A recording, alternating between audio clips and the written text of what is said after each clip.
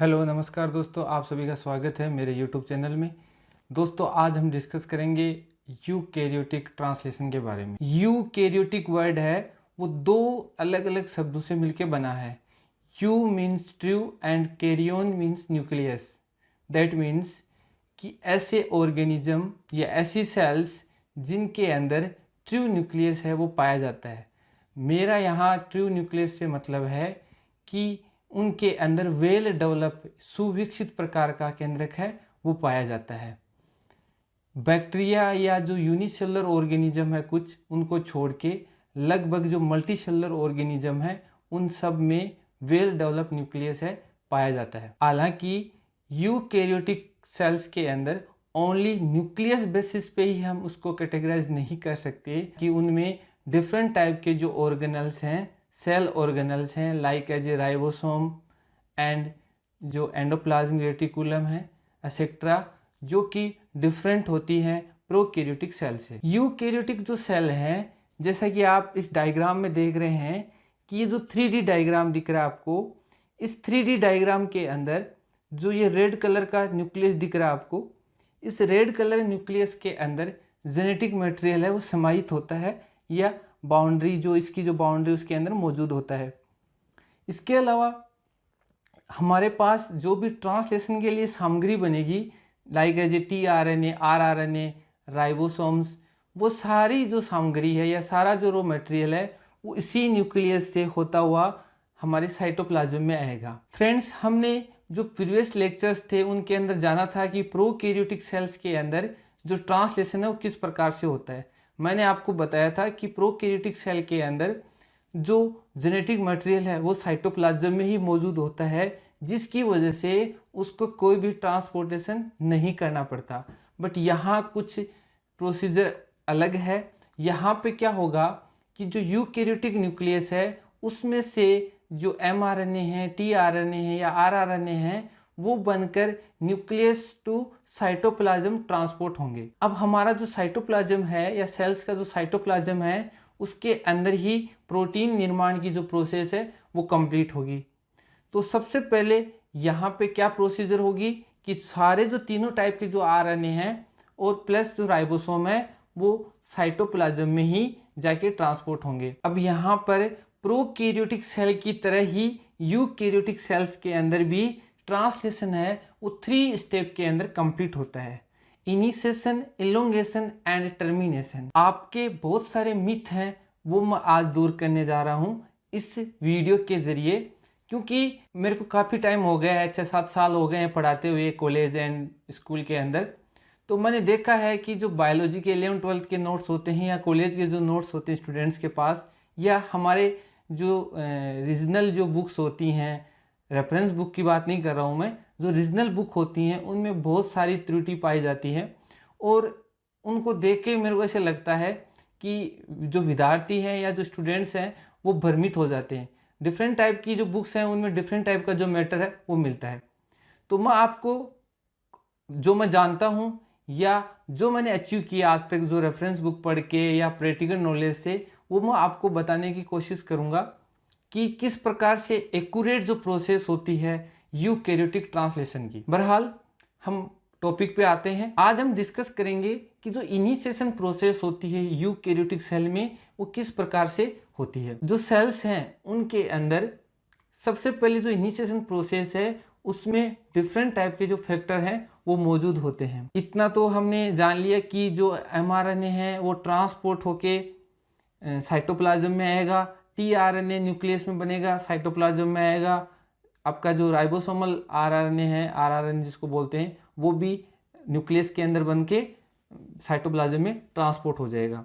वहाँ पे बहुत सारी प्रोटीन्स होती हैं, उनके साथ वो शामिल होके, कंबाइंड होके, कनेक्ट होके, बाइंड होके जो rRNA है वो तो राइबोसोम बना देगा। जो tRNA उसका काम है अमीनो एसिड को लेके आना, और जो mRNA है उसका काम है एंटीकोडोन है वो प्रोवाइड करवाना। अब यहाँ पे प्रोकैरियोटिक सेल की तरह mRNA नहीं होता है। यहाँ बहुत सारी प्रोसेस के थ्रू ये जो mRNA है वो साइटोप्लाज्म में ट्रांसपोर्ट होता है।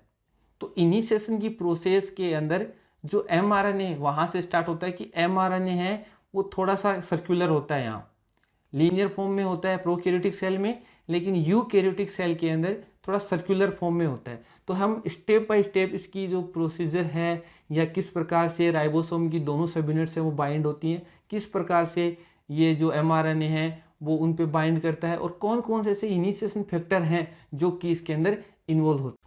यहाँ पे आप देख रहे हो कि जो mRNA है वो ट्रांसपोर्ट होके साइटोप्लाज्म में आ गया।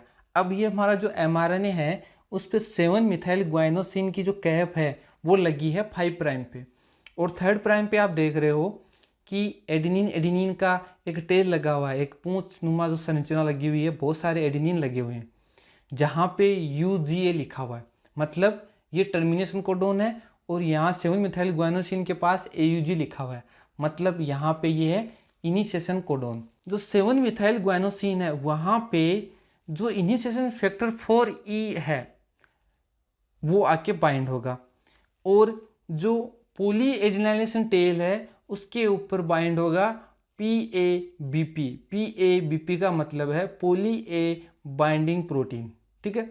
तो यहाँ पे मैं आपको एक और बात बता दूं कि यहाँ पे हम जो IF फैक्टर जो प्रोकैरियोट्स में काम में लिए थे, इनिशिएशन फैक्टर, IF का मतलब इनिशिएशन फैक्टर, लेकिन यहाँ पे हम लिख रहे हैं EIF। EIF का मतलब है यूकैरियोटिक, E छोटा E लगा हुआ है, इसका मतलब है यूकैरियोटिक, और IF का मतलब वही है इनिशिएशन फैक्टर, ठीक है। तो यहाँ पर जैसे ही EIF4E जुड़ेगा तो ये क्या करेगा, जो BAP है वो बैंड हो जाएगा, मतलब थोड़ा सा घूम जाएगा, और घूम के कहाँ पे बाइंड हो जाएगा, आपके 7 मिथाइल ग्वाइनोसिन पे जो टेल है वो बाइंड हो जाएगी। किसकी प्रेजेंस में EIF जो 4G है प्रोटीन उसकी प्रेजेंस में। तो ये प्रोसेस तो क्या हो जाएगी, साइड में होगी, अभी तक ये राइबोसोम पे बाइंड नहीं हुआ है, समझ गए।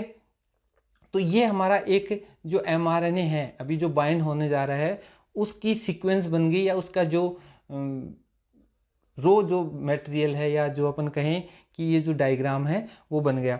अब ये यहाँ दूसरी साइड जो प्रोसेस चल रही है वो किस प्रकार की चल रही है कि दोनों सब यूनिट है राइबोसोम की 16S और 14S। आपको पता है कि जो यूकैरियोटिक सेल है उसमें दोनों टाइप के जो आपके राइबोसोम है वो मौजूद होते हैं।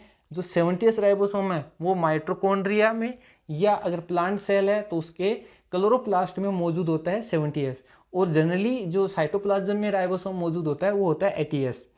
और ये राइबोसोम कुछ मात्रा में एंडोप्लाज्मिक रेटिकुलम होती है जो ER बोलते हैं, अंतःपर्दवी जालिका, उस पर भी मौजूद होता है, ठीक है। तो दोनों जो राइबोसोम है दोनों ही प्रोटीन बनाने का काम करते हैं। यहाँ पे जो राइबोसोम की 60S और 40S जो सब यूनिट्स हैं वो क्या होंगी, अलग अलग होंगी।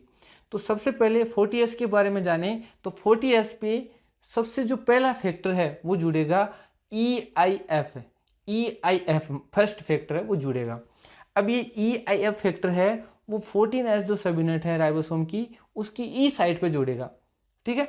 मैंने तीन साइट बताई थी मैंने प्रोकैरियोट में, EPA, E for exit side, P for peptidyl side, और A फॉर अटैचमेंट साइड, ठीक है। तो यहाँ पे E साइड को कवर कर लिया EIF फर्स्ट ने। उसके बाद जो EIF फर्स्ट A है वो बाइंड होगा आपकी A साइट पे, ठीक है। वो A साइट को ब्लॉक करेगा। ये ब्लॉक होने के बाद जो EIF सेकंड है वो किसके साथ, tRNA के साथ आके बाइंड होगा P साइट पे। तो ये तो काम हो गया हमारा इनिशिएशन काम, यानी कि बेसिक जो प्रोग्रामिंग है सेल के अंदर प्रोटीन सिंथेसिस स्टार्ट होने की, वो यहाँ पे लगभग जो स्टार्ट होने की पोजीशन पे है लगभग वो कवर हो गई है। अब क्या होगा कि जो mRNA है वो आके बाइंड होगा आपकी जो स्मॉल सब यूनिट है राइबोसोम की उसके ऊपर। तो अब यहाँ पे हमारे पास EIF जो फैक्टर है, इनिशिएशन फैक्टर है, वो फर्स्ट है, इनिशिएशन फैक्टर वो सेकंड है, इनिशिएशन फैक्टर फर्स्ट A है, ठीक है। प्लस जो मीथियोनिन जो tRNA है, एक्टिवेटेड जो अमीनो एसिड है वो उस पर बाइंड अप है और वो हमारे पास मौजूद है। अब यहाँ पर क्या होता है कि जो mRNA है वो है सर्कुलर फॉर्म में। यूकैरियोटिक सेल के अंदर जो mRNA होता है जब वो अंडरगोइंग टू ट्रांसलेशन जाता है तो वहाँ पर वो सर्कुलर होता है, ना कि लीनियर।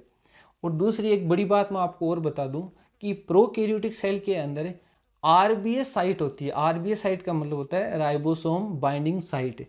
जैसे एयूजी है, कोडोन है, उससे थोड़ा सा पहले राइबोसोम बाइंडिंग साइट होती है ना। सेलेन डेलनग्रो जो साइंटिस्ट थे उन्होंने खोजा था इसको। तो राइबोसोम एजीजी मतलब adenine guanine guanine adenine guanine guanine, ये प्रोकैरियोटिक सेल की सीक्वेंस है एक, जहाँ पे राइबोसोम है आके बाइंड होता है, उसके बाद जो एयूजी सीक्वेंस है या इनिशिएशन कोडोन है वहाँ से जो ट्रांसलेशन है वो स्टार्ट होता है। लेकिन जो यूकैरियोटिक सेल है उसके अंदर जो राइबोसोम बाइंडिंग साइट है जिसको हम एजीजी बोल रहे हैं वो मौजूद नहीं होती है। तो यहाँ पे अब जो mRNA है उस पे होती है कोजाक जो सीक्वेंस होती है, उस सीक्वेंस में क्या होता है CCR फिर उसके बाद एक G होता है, उसके बीच में AUG होता है। तो CC का मतलब है साइटोसिन। साइटोसिन आपको पता ही है कि ये जो कोड होते हैं जेनेटिक कोड होते हैं। और R का मतलब होता है प्यूरिन। प्यूरिन में एडेनिन हो सकता है या गुआनिन हो सकता है, दोनों में कोई भी हो सकता है। तो R मीन्स प्यूरिन और CC मीन्स साइटोसिन और A for adenine, U for uracil और G फॉर गुआनिन। तो इस प्रकार की एक सीक्वेंस है जहां पर सबसे जो पहला कोडोन है यानी कि जो फर्स्ट कोडोन है AUG वो मौजूद है, और प्लस ये पूरी जो सीक्वेंस है वो कहलाती है कोजाक सीक्वेंस। तो यहाँ पर सबसे जो पहला tRNA आएगा वो यहाँ पर बाइंड करेगा। एक चीज़ मैं बता देता हूँ कि ये राइबोसोम की बाइंडिंग साइट नहीं है। कोई ये समझे कि भाई कोजाक सीक्वेंस है वो राइबोसोम बाइंडिंग साइट होती है, ऐसा नहीं है। कोजाक वो सीक्वेंस है जहाँ से राइबोसोम है वो प्रोटीन सिंथेसिस है वो करना स्टार्ट करता है ना। डिटर्मिनेशन है ना फर्स्ट कोडोन की, वो कोजाक सीक्वेंस है। तो यहाँ पर क्या होगा कि जैसे ही ये कोजाक सीक्वेंस है वो पी साइट पे आएगी, mRNA लेके आएगा, और उसके बाद जस्ट उसके बाद जो राइबोसोम की लार सब यूनिट है जिसको हम 60S बोल रहे हैं वो आके बाइंड हो जाएगी। इतनी देर बाइंड नहीं हो रही थी, कारण क्या था कि ये जो लार सब यूनिट है 60S है उसको EIF6 जो एक फैक्टर होता है इनिशिएशन फैक्टर वो बाइंड अप था उसकी बाइंडिंग साइट पे। जहाँ से ये स्मॉल सब यूनिट पे बाइंड करती है वहाँ पे EIF जो 6 है वो बाइंड था, इसलिए ये स्मॉल सब यूनिट के साथ बाइंड नहीं कर पा रही थी। ठीक है, अब जैसे ही EIF है वो हटेगा, 6 है वो हटेगा, तो ये राइबोसोम की स्मॉल सब यूनिट है उस पर बाइंड कर जाएगी।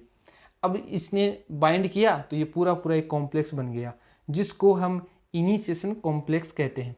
तो यहाँ पे हमारा जो इनिशिएशन है वो स्टार्ट हो जाएगा। तो इलोंगेशन है जो यूकैरियोटिक सेल का, वो किस प्रकार से एक ट्रांसलेशन की जो प्रोसेस है उसमें होता है। तो इलोंगेशन की जो प्रोसेस है वो स्टार्ट होती है इनिशिएशन के जस्ट बाद। तो इनिशिएशन के अंदर हमने देखा था कि पूरा पूरा एक कॉम्प्लेक्स बन गया है जिसके अंदर जितने भी इनिशिएशन फैक्टर थे वो रिमूव आउट हो चुके हैं, बाहर निकल चुके हैं, और mRNA राइबोसोम की दोनों सब यूनिट्स प्लस tRNA जो कि अपना फर्स्ट जो इनिशिएशन कोडोन है AUG उसके ऊपर बाइंड अप है। तो ये कॉम्प्लेक्स था। अब ये कॉम्प्लेक्स पूरा पूरा कौन सी प्रोसेस में जाएगा, इलोंगेशन प्रोसेस में चला जाएगा। तो इलोंगेशन प्रोसेस में क्या होगा कि इलोंगेशन जो फैक्टर है जिसको EF फैक्टर बोल रहे हैं अपन वो आएंगे। तो इलोंगेशन फैक्टर TU और TS फैक्टर आए थे प्रोकैरियोटिक सेल के अंदर, लेकिन यहाँ पर क्या होगा कि जो स्मॉल e है E फॉर यूकैरियोट्स, जैसे मैंने प्रीवियस वीडियो में बताया था E फॉर यूकैरियोट्स, तो यूकैरियोटिक जो इलोंगेशन फैक्टर है वो आएंगे। तो ये अल्फा और बीटा दोनों जो इलोंगेशन फैक्टर हैं वो क्या करेंगे, लाइक एज ए जो EF फर्स्ट अल्फा है वो तो करेगा EF TU की तरह बिहेवियर, EF जो बीटा है वो करेगा EF TS की बात ही। दोनों जो काम है इनका वो प्रोकैरियोटिक सेल के अंदर जो EF TU और TS कर रहे थे वैसे ही करेंगे। तो ये क्या करेंगे, देखिए ये tRNA को लेकर आएंगे कहाँ पर, जो आपका A साइट है वहाँ पर। तो A साइट पे मौजूद जो भी कोडोन मौजूद है, जेनेटिक कोड मौजूद है, उसके ऊपर बाइंड कर जाएगा आपका जो इनकमिंग नेक्स्ट जो tRNA वो। अब ये tRNA एक अमीनो एसिड को लेके आया, आगे वाला आगे खिसक जाएगा, ट्रांसलोकेट कर जाएंगी। तो ट्रांसलोकेशन के अंदर प्रोकैरियोटिक सेल में EFG जो फैक्टर था इलोंगेशन फैक्टर वो काम आ रहा था, यहाँ पर आएगा EF सेकेंड मतलब EF स्मॉल ई फिर कैपिटल ई F2, मतलब ये फैक्टर है वो काम आएगा ट्रांसलोकेशन। ट्रांसलोकेशन का मतलब क्या है कि जो राइबोसोम है वो मूव करता है। जैसे मान लो कि पी साइड पे एक टीआरएनए आ गया, अब उसको ए साइड पे एक और टीआरएनए आ गया, 2 टीआरएनए हो गए। अब इसको आगे तो खिसकना पड़ेगा ही, क्योंकि जो आगे वाले न्यूक्लियोटाइड्स हैं या आगे वाले जो जेनेटिक कोड है उन पे भी तो टीआरएनए आना चाहिए। इसलिए राइबोसोम क्या करता है, स्लाइड करता है। अब इस स्लाइड के अंदर वो क्या करता है, एक जेनेटिक कोड आगे खिसकता है, फिर एक जो ई साइट है ए साइट है वो खाली हो जाती है। जब ए साइट खाली हो जाएगी तो फिर नया टीआरएनए आएगा अमीनो एसिड को लेके और फिर आगे खिसक जाएगा। तो इस प्रकार से जो ई साइट है वहाँ से टीआरएनए रिमूव आउट होते जाएंगे और ए साइट है वो खाली होती जाएगी और वहाँ पर नेक्स्ट जो नए जो टीआरएनए अमीनो एसिड को जितनी जिसकी ज़रूरत है उसको लेकर आके बाइंड कराते रहेंगे। तो इस प्रकार से ये इलोंगेशन की प्रोसेस चलती रही और इसी इलोंगेशन प्रोसेस के अंदर जो EF आपका सेकेंड मैंने बताया और EF फर्स्ट अल्फा और बीटा जो फैक्टर हैं वो क्या करेंगे, GTP हाइड्रोलाइसिस करेंगे। इसके अंदर क्या होता है कि जो EF फर्स्ट अल्फा है वो टीआरएनए लेके आएगा GTP के साथ और यहाँ से रिमूव होगा GDP के साथ। तो इस प्रकार से मान लो काफ़ी लंबी जो जितनी ज़रूरत है उतनी बड़ी प्रोटीन बन गई और वहाँ पर क्या होगा, फिर लास्ट में टर्मिनेशन कोडोन आएगा। तो वहाँ पे प्रोसेस कौन सी आएगी, टर्मिनेशन की प्रोसेस। तो टर्मिनेशन की प्रोसेस में क्या होता है, देखिए जो RF फैक्टर है, रिलीज फैक्टर है वो आएंगे और वो आके कहाँ पे बाइंड होंगे, जो टर्मिनेशन कोडोन है। जैसा कि मैंने बताया आपको कि डिफरेंट टाइप के जो 3-4 टर्मिनेशन कोडोन होते हैं और इन्हीं टर्मिनेशन कोडोन पे आके जो आपका रिलीज फैक्टर है, RF फैक्टर है, वो बाइंड करता है। तो टर्मिनेशन के अंदर जैसे UAG है तो UAG पे जो टर्मिनेशन कोडोन है, RF फैक्टर जो फर्स्ट है वो आएंगे। तो यहाँ पे यूकैरियोटिक सेल में सिर्फ E लग जाएगा, छोटा e स्मॉल e है RF फैक्टर के पहले लग जाएगा और वही RF फैक्टर हो जाएंगे जैसा कि हमने प्रोकैरियोटिक सेल में पढ़ा था।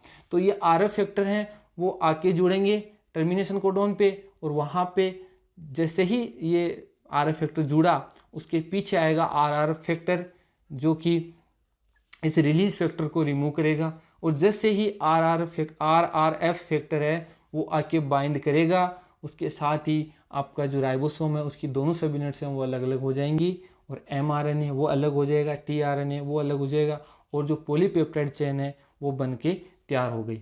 तो इस प्रकार से ये पूरे की पूरी जो चेन है, पॉलीपेप्टाइड चेन है, वो बन के तैयार होती है। तो ये सारी जो प्रोसेस थी इलोंगेशन की और टर्मिनेशन की प्रोसेस है वो इस प्रकार से पूरी सेल के अंदर होती है। और उसके बाद वो प्रोटीन है वो आपको पता ही है कि प्राइमरी स्ट्रक्चर अब बन चुकी है, उसके बाद सेकेंडरी बनेगी, टर्सरी बनेगी, क्वार्टनरी बनेगी, फिर उसकी पैकेजिंग होगी और उसके बाद उस प्रोटीन को जहाँ ट्रांसपोर्ट करना होता है, जैसे मान लो सेल मेम्ब्रेन की प्रोटीन बनी है कि न्यूक्लियस की प्रोटीन बनी है कि माइटोकॉन्ड्रिया की प्रोटीन बनी है कि किसी भी और अदर सेल ऑर्गेनल की प्रोटीन बनी है, वहाँ पे उसको ट्रांसपोर्ट कर दिया जाता है। तो दोस्तों ये था आज का टॉपिक, आपको कैसा लगा कमेंट्स में ज़रूर बताइएगा।